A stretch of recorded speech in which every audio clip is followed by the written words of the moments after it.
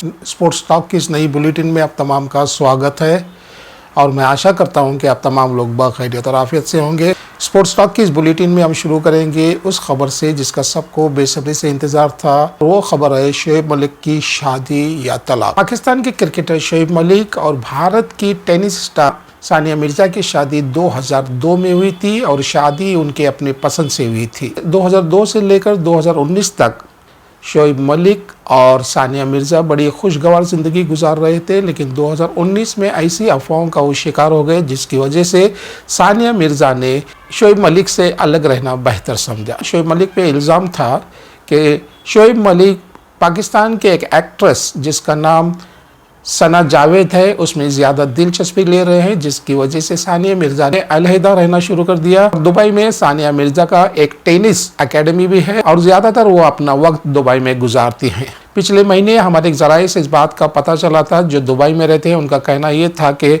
सानिया मिर्ज़ा और शोएब मलिक में तलाक हो चुकी है। तकरीबन 13 से 14 साल तक एक साथ रहने के बाद कुछ अफवाहों की वजह से और कुछ गलतफहमियों की वजह से वो अपनी राहें अलग कर लिए हैं। क्रिकेट की दुनिया में हो या बॉलीवुड की दुनिया में हो, ऐसी बातें हमेशा चलती रहती हैं। क्रिकेट की दुनिया में हमने ऐसे कई किस्से सुन रखे हैं और जिसमें सबसे मशहूर किस्सा था क्रिकेटर मुरली विजय और क्रिकेटर दिनेश कार्तिक। क्रिकेटर मुरली विजय और दिनेश कार्तिक बहुत अच्छे गहरे दोस्त थे, लेकिन मुरली विजय और दिनेश कार्तिक की दोस्ती में तब दरार पड़ गई जब मुरली विजय ने दिनेश कार्तिक की बीवी को उनसे छीन लिया। उस वक्त दिनेश कार्तिक की हालत देखने के काबिल थी और उन्होंने कई मरतबा खुदकशी करने की भी कोशिश की, लेकिन उनके कुछ दोस्तों ने और उनके एक कोच ने उन्हें दिलासा दिलाया और फिर से एक बार उन्होंने अपनी ज़िंदगी अच्छी तरह से गुजारने का इरादा किया और आजकल वो आरसीबी के लिए एक फिनिशर के तौर पर खेल रहे हैं। कहने वाले तो ये कहते हैं कि शोएब मलिक की तीसरी शादी थी। उनकी पहली शादी आयशा सिद्दीकी से हुई थी, लेकिन उन खबरों में ज़्यादा सदाकत सच्चाई नहीं थी। सानिया मिर्ज़ा के हैदराबाद के एक अमीर घराने के एक लड़के से उनकी मंगनी हो गई थी और उस लड़के का नाम था सोहराब, लेकिन सानिया मिर्ज़ा ने उनके साथ कंपैटिबिलिटी ना होने की वजह से उन्होंने वो मंगनी तोड़ दी थी। फिर उन्होंने शोएब मलिक से शादी की थी। सानिया मिर्ज़ा के वालिद का कहना है कि सानिया मिर्ज़ा ने शोएब मलिक से खुला लिया है।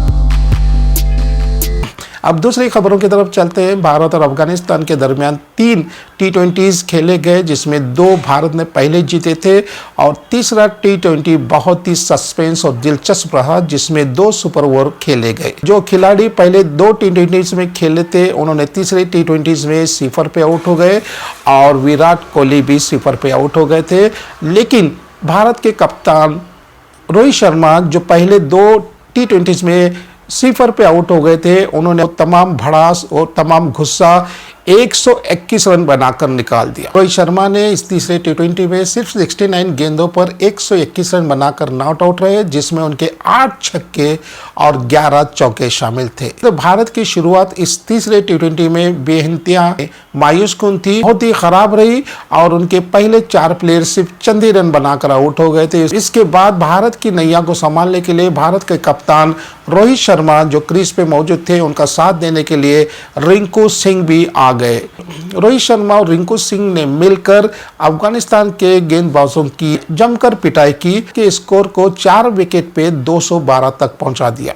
रिंकू सिंह जो आजकल क्रिकेट की दुनिया में एक मशहूर नाम होता जा रहा है और दिन ब दिन उनके खेल में तरक्की होती जा रही है, सिर्फ 39 गेंदों पर 69 रन बनाकर ये साबित कर दिया कि वो एक अच्छे फिनिशर्स हैं। विराट कोहली इस तीसरे T20 में 0 पर आउट हो गए, लेकिन उनकी फील्डिंग देखने के काबिल थी। उन्होंने अपनी फील्डिंग में वो शानदार कारकर्दगी दिखाई जिसकी वजह से ये तीसरा T20 जीत सका। अगर विराट कोहली ने अपनी फुर्ती से वो छक्के को नहीं रोका होता तो यकीनन भारत ये तीसरा T20 हार चुका होता। शिवम दुबे एक बहुत अच्छे खिलाड़ी हैं, लेकिन तीसरे T20 में वो सिर्फ 1 रन बनाकर आउट हो गए। इसके साथ साथ यशस्वी जायसवाल भी इस तीसरे T20 में कुछ कमाल कर नहीं दिखाए। भारत और अफगानिस्तान के दरमियान तीसरा आखिरी T20 बहुत ही दिलचस्प था और सस्पेंस से भरपूर था, लेकिन इस पहले सुपर पावर ने दोनों टीमों ने फिर से एक बार 16-16 रन बनाकर इसको टाई कर दिया। भारत ने अपने एक स्पिनर बिश्नोई के हाथ में गेंद थमा दी और बिश्नोई ने अफगानिस्तान के 2 गेंदों में ही 2 विकेट लेकर ये तीसरा T20 भारत की झोली में डाल दी। भारत और अफगानिस्तान के दरमियान तीसरा T20 खत्म हो चुका है। अब सबको इंतजार है 25 जनवरी का।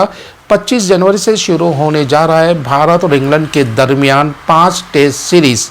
पहला टेस्ट शुरू हो रहा है 25 जनवरी से 29 जनवरी तक, जो हैदराबाद में खेला जाएगा। दूसरा टेस्ट शुरू हो रहा है 2 फरवरी से 6 फरवरी को विशाखापट्टनम में खेला जाएगा। तीसरा टेस्ट शुरू होगा 15 फरवरी से 19 फरवरी तक, जो राजकोट में खेला जाएगा। उसके बाद चौथा टेस्ट रांची में 23 फरवरी से 29 फरवरी को खेला जाएगा और इस सीरीज का आखिरी टेस्ट 7 मार्च से 11 मार्च तक धर्मशाला में खेला जाएगा। भारत और इंग्लैंड के दरमियान होने वाले पहले टेस्ट के लिए भारत की टीम की घोषणा की गई है और इसमें कई बेहतरीन खिलाड़ी शामिल हैं।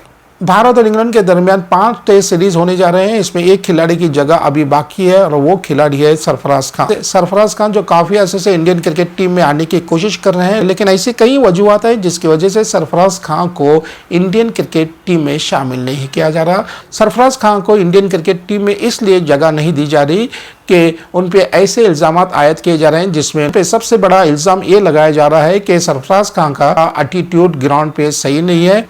अब सरफराज खान को चाहिए कि वो अपना बिहेवियर दुरुस्त कर इंडियन क्रिकेट में शामिल होने की कोशिश करें। अब बात करेंगे ऑस्ट्रेलिया और वेस्ट इंडीज के दरमियान 2 टेस्ट खेले जा रहे हैं और पहले टेस्ट में ऑस्ट्रेलिया ने वेस्ट इंडीज को 10 विकेट से शिकस्त दे दी। स्पोर्ट्स टॉक में खबरों का सिलसिला जारी है और हम उम्मीद करते हैं कि हमारा ये स्पोर्ट्स टॉक आपको पसंद आ रहा होगा। आप इसे बराए करम शेयर करें, लाइक करें और सब्सक्राइब करें।